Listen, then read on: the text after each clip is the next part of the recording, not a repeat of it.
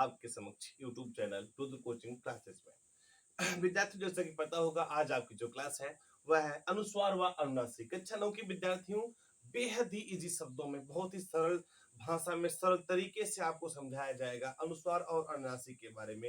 हिंदी व्याकरण की आपकी अगली क्लास है।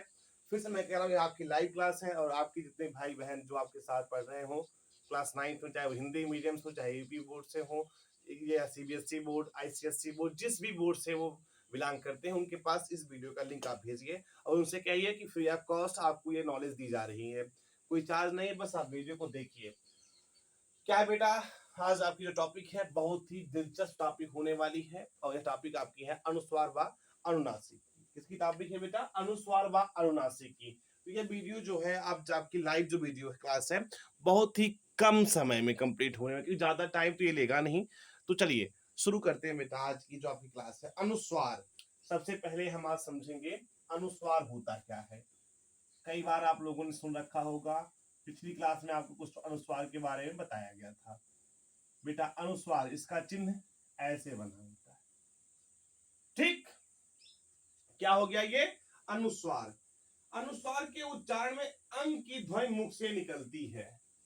क्या लिखेंगे आप कि अनुस्वार के उच्चारण में, अनुस्वार के उच्चारण में, अनुस्वार के उच्चारण में मुख से अंग की ध्वनि निकलती है। किसकी बेटा?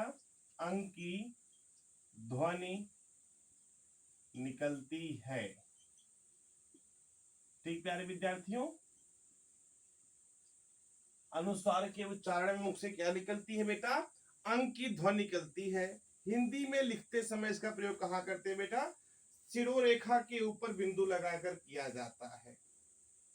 ठीक, इसका प्रयोग आ जैसे किसी स्वर की सहायता से ही संभव है। इसका प्रयोग लिखेंगे क्या आप? इसका प्रयोग आ जैसे, देखो जब आप ये बिंदी लगाएंगे ऊपर बिंदु, आ जैसे किसी स्वर की सहायता से ही संभव हो सकता है। आ जैसे, आ जैसे किसी स्वर की सहायता से ही, स्वर की सहायता से ही संभव हो सकता है, संभव हो सकता है। ठीक बेटा, जैसे यदि आप समझना चाहते हैं तो आप देख सकते हैं, यह क्या संभव कोई शब्द है नहीं, जब इसमें हमने अंग की मात्रा यानी अनुस्वार की मात्रा लगा दी, क्या हो गया? संभव। ठीक, चलते हैं, इसका करते हैं क्या? वर्ण विच्छेद किया जाता है। किसका? संभव का वर्ण विच्छेद करने की कोशिश करते हैं। तो देखिए, जब हम इसका वर्ण विच्छेद करेंगे, सा धन मा, अब यही जो माँ है, ठीक, माँ में ही आपका क्या छुपा हुआ है? अंग की मात्रा, क्योंकि सा के बाद आ आया है ना? तो इसमें देखो, सा आप अंग की मात्रा बिंदी लगाई गई है, बिंदु लगाया गया है बेटा, तो क्या हो जाएगा? आ प्लस माँ में हलंत। क्या वो संभव बोल रहे हो ना?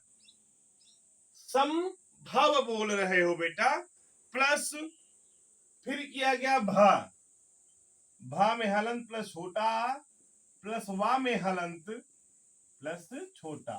ये बेटा संभव का वर्ण विच्छेद आपके सामने है। ठीक, अब लिखिए अनुस्वार प्रयोग के कुछ नियम, हेडिंग डालिए, अनुस्वार प्रयोग के कुछ नियम। अनुस्वार प्रयोग के कुछ नियम। पहला नियम क्या कहता है बेटा अनुस्वार प्रयोग का? ये जानने की कोशिश करते हैं पंचमाक्षर का नियम। किसका? पंचमाक्षर का नियम। पंचमाक्षर का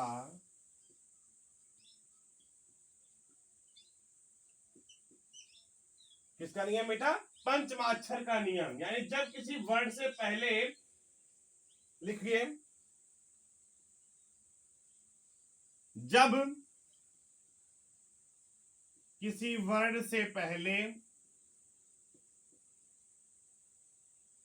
जब किसी, पंचमाक्षर का नियम क्या कहता है बेटा? कि जब किसी वर्ड से पहले, क्या बेटा? जब किसी वर्ण से पहले अपने ही वर्ग का पांचवा वर्ग, अपने ही वर्ग का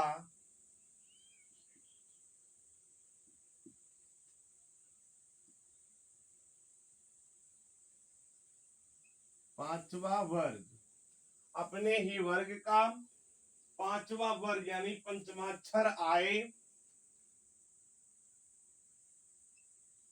पंचमाक्षर आए तो, पंचमाक्षर आए तो उसके स्थान पर अनुस्वार का प्रयोग होता है। तो उसके स्थान पर,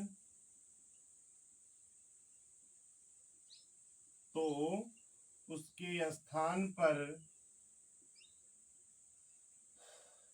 पंचमाक्षर का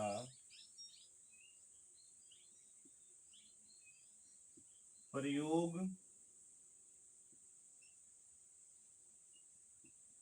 होता है।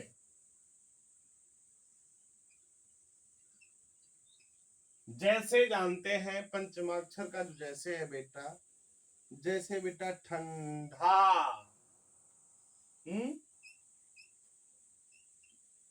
ठंडा का क्या हो जाएगा बेटा? ऐसे लगा सकते हो आप, ठीक। जैसे बेटा संबंध,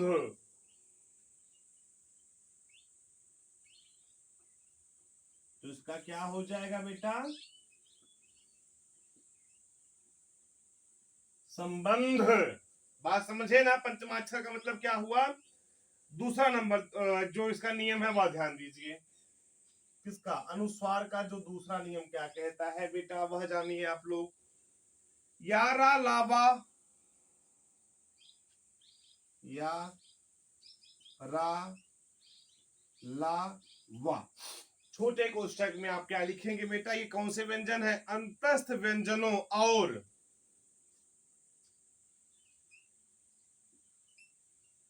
अंतस्थ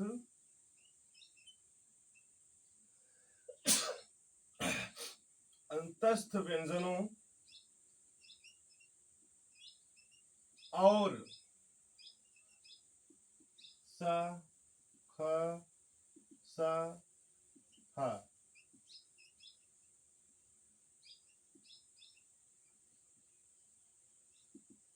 ऊष्म व्यंजनों, अंतस्थ व्यंजनों और ऊष्म व्यंजनों से पूर्व यदि यदि से पूर्व, व्यंजनों से पूर्व यदि पंचमाक्षर, यदि पंचमाक्षर आए तो, यदि पंचमाक्षर आए तो उसके स्थान पर अनुस्वार का प्रयोग किया जाता है। तो उसके स्थान पर अनुस्वार का प्रयोग किया जाता है। अनुस्वार का प्रयोग किया जाता है। ठीक प्यारे बच्चों, ये समझ में आ गया? अब आप इसमें जैसे लिखिए, जैसे, देखो यार अलावा क्या है बेटा? अंतस्थ व्यंजन है, और जो शाखा सा है वह क्या है? ऊष्म व्यंजन है।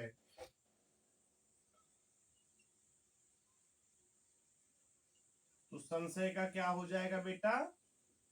संशय ना, क्योंकि इसमें उस व्यंजन आ गया है, ठीक, जिसे संसार, तो इसका क्या हो जाएगा बेटा? संसार। समझे? पंचमाक्षर का प्रयोग कहां होता है, समझ आ गया आपको ना? चलिए, अब ध्यान देने वाली बात यह है, अब आप लोग अगली हेडिंग डालिए। इसमें ध्यान क्या देने वाली बात है बेटा? देखिए कि हिंदी में, हिंदी को सरल बनाने के उद्देश्य से क्या लिखेंगे बेटा यहां पे? हिंदी को,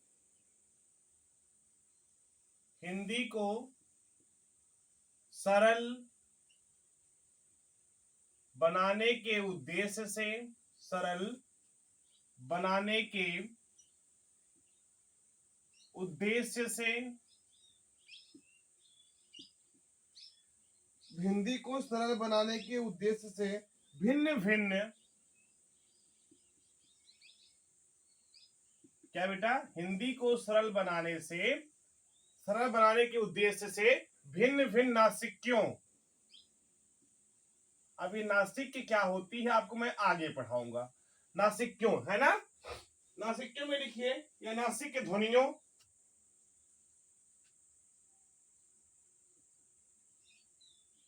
नासिक्यों यानी नासिक के ध्वनियों या ध्वनिया। अब उसमें नासिक ध्वनिया क्या है बेटा आपके? अंगा, आड़ा, है ना, अंगा ये वाला आड़ा, इया, ये क्या है आपकी नासिक ध्वनिया है। इया, ना और मा, ना और मा, ये क्या है आपकी नासिक ध्वनिया है। ना और मा की जगह बिंदु का प्रयोग किया जाए, की जगह बिंदु का प्रयोग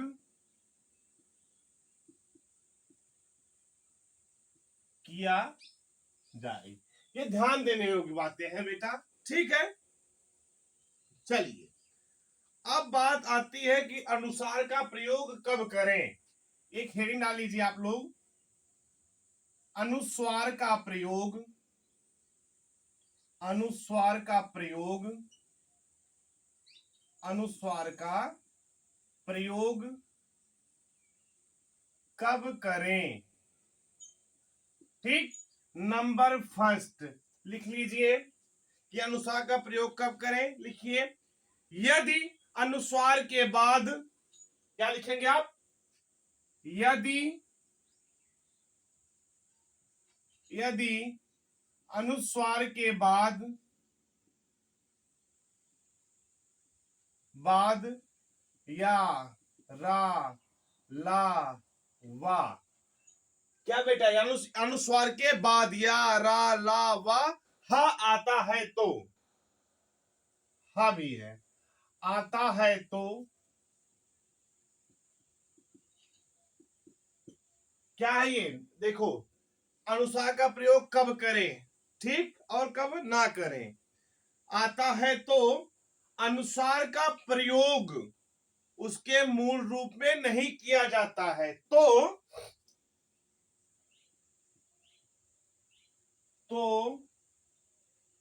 अनुस्वार का प्रयोग उसके मूल रूप में, अनुस्वार का प्रयोग उसके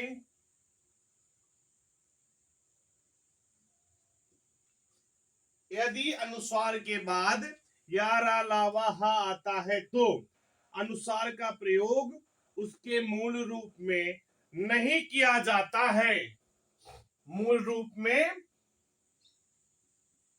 नहीं किया जाता है, मूल रूप में बेटा नहीं किया जाता है। यदि अनुस्वार की जगह उसका बिंदु रूप प्रयोग हो, यदि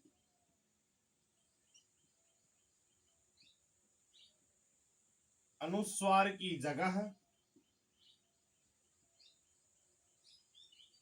उसका बिंदु रूप, उसका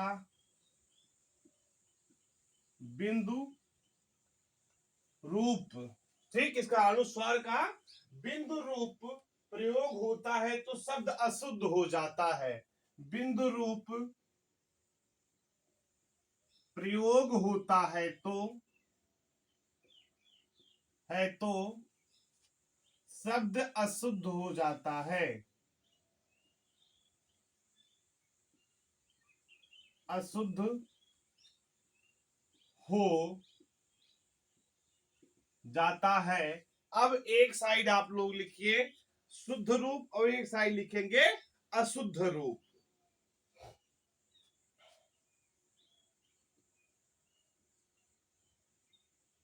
शुद्ध रूप और दूसरे साइड आप क्या लिखेंगे बेटा, अशुद्ध रूप। अब ये जो शुद्ध रूप है उसमें लिखिए बेटा कान्हा। ये तो शुद्ध रूप है लेकिन इसका अशुद्ध रूप क्या हो जाएगा बेटा, कान्हा। ये गलत है, ये अशुद्ध रूप है। कान्हा वैसे लिखा जाता है ना बेटा, एक होता है तुम्हारा, दो ही बताएंगे शुद्ध अशुद्ध में, ठीक। ये तो शुद्ध रूप है और यद्यपि यहां पे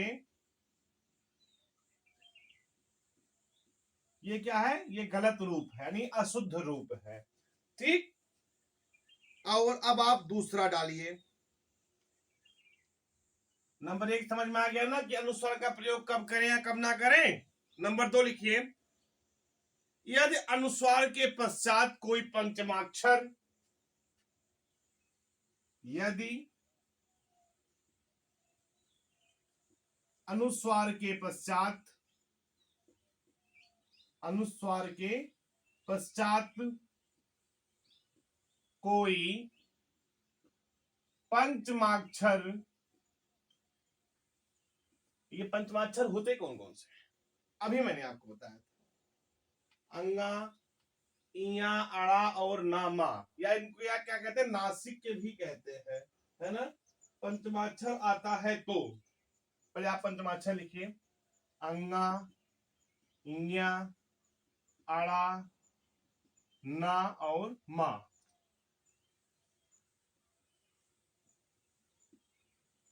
आता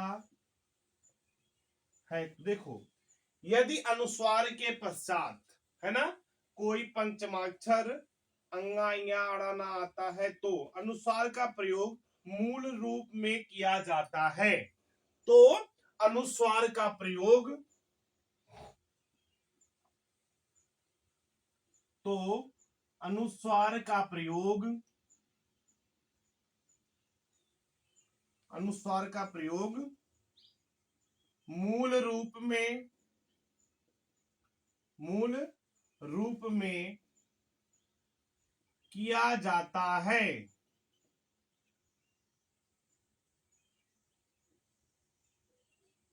अनुस्वार का प्रयोग क्या होता है बेटा, तब जाकर के मूल रूप में किया जाता है, ठीक। जैसे देखते हैं बेटा शुद्ध और इसमें भी अशुद्ध रूप देखते हैं, दो बताएंगे बस। एक साइड लिखिए शुद्ध रूप और दूसरे साइड आप क्या लिखेंगे, अशुद्ध।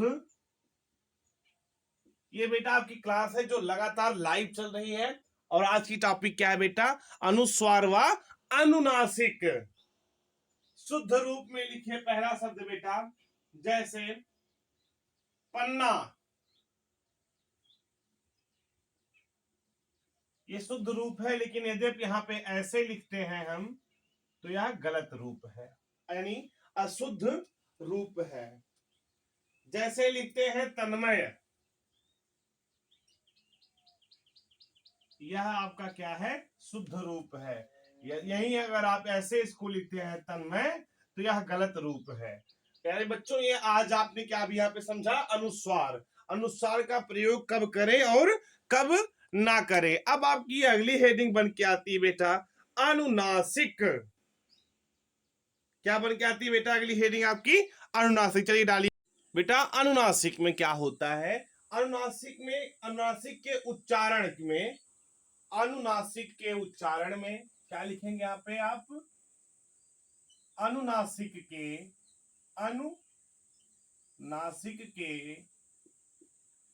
उच्चारण में ध्वनियां, यानी जो हम आप बोलते हैं, अनुनासिक के उच्चारण में ध्वनियां मुख के साथ साथ नासिका को छूकर निकलती है। मुख के साथ साथ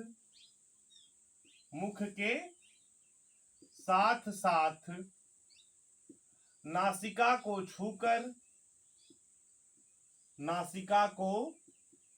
छूकर निकलती है। किसको छूकर निकलती है बेटा? नासिका को छूकर निकलती है। क्या? कि अनुनासिक के उच्चारण में जो ध्वनियां होती हैं वह मुख के साथ साथ नासिका को छूकर निकलती है। ठीक, अर्थात अनुनासिक की ध्वनि नाक और मुंह दोनों के साथ साथ निकलती है। क्या लिख सकते हैं? अर्थात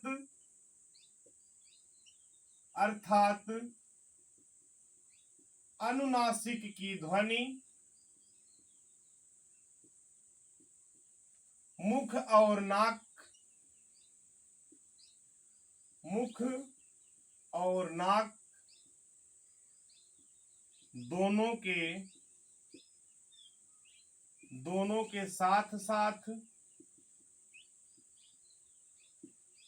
दोनों के साथ साथ निकलती है। आई बात समझ बेटा? मुख और नाक दोनों के साथ साथ निकलती है। ठीक, अब ये चंद्र बिंदु ऐसे बनता है इसका, ये देखो ऐसे। ठीक है ना बेटा? अब आप जैसे लिख लीजिए, इसमें अनुनासिक का चिन्ह कैसे होता है मैंने यहां पे बना रखा है। ठीक, जैसे पांव, गांव, आंख आदि। जैसे बेटा पांव आपका, गांव, आंख आदि। ठीक प्यारे बच्चों, समझ में आ गया चीज अनुनासिक? हाँ, अब ध्यान दें, अनुनासिक की जगह अनुस्वार और अनुस्वार की जगह अनुनासिक के प्रयोग से। देखो, यद्यपि आप कहीं अनुस्वार की जगह अनुनासिक का प्रयोग कर देते हैं और अनुनासिक की जगह अनुस्वार का प्रयोग कर देते हैं, तो जो दोनों का अर्थ निकलेगा, अर्थ में बहुत बड़ा अंतर हो सकता है, अर्थ का अनर्थ हो सकता है। ठीक है बेटा? चलिए, जैसे मान लीजिए अभी आपने यहां पे लिखा हंस, है ना? अब हंस क्या है? हंसने की एक क्रिया है, हंसने की क्रिया हो सकती है ना? यद्यपि यहीं पे आपने क्या लिख दिया? हंस। यह तो एक पक्षी हो गया, एक पक्षी हो गया, यही ध्यान देना है हंस और हंस में। ठीक, लिखिए अनुनासिक का प्रयोग कहाँ किया जाता है? अच्छा, एक चीज आपको हम और बता दें, देखो ध्यान से देखना। ठीक, जैसे मान लीजिए अर्धचंद्रकार और अनुनासिक में क्या अंतर होता है? अर्धचंद्रकार, ये देखो यहां पे लिख सकते हैं आप, अर्धचंद्रकार व अनुनासिक में अंतर। अनुनासिक में अंतर, इसमें कुछ लिखना नहीं है, बस आप यदि समझें यहां पर तो हम बता सकते हैं। ठीक, अर्धचंद्रकार व अनुनासिक में अंतर। जैसे आप लिखते हैं कॉलेज। कॉलेज क्या है बेटा? आप कॉलेज लिखते हो ऐसे ना, तो यह क्या आपका अर्धचंद्रकार है। क्या है ये? अर्धचंद्रकार है। यही आप गांव लिखते हो, गांव लिखते हो तो क्या है बेटा? ये आपका अनुनासिक है। जब आप कॉलेज लिखोगे वह क्या हो जाएगा? अर्धचंद्रकार हो जाएगा। जब आप गांव लिखोगे तो वह अनुनासिक युक्त शब्द हो जाएगा।